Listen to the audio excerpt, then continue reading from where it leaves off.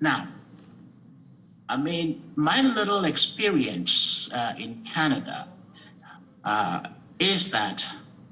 was that depending on the gravity of the offense, it is not all offenses that you have to imprison the person as a form of punishment.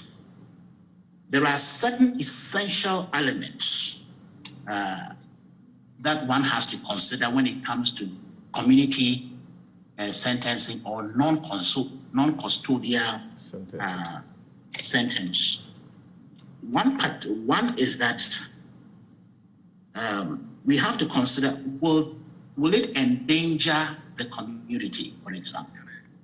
If an accused person commits a crime, one of the fundamental questions we have to ask, if we are to impose a community sentence, say, for example, go and clean the gutters of Nima or in Takoradi, for example, and we release such a person to the community, will the gravity of the offense that he committed, is he the type of person that will endanger the community?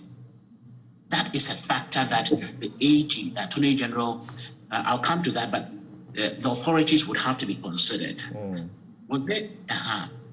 If, in fact, the conclusion is that, no, this is the kind of person, if we are to release him to go and do community service, he will endanger members of society. No. I remember, I think last week, one of your panelists,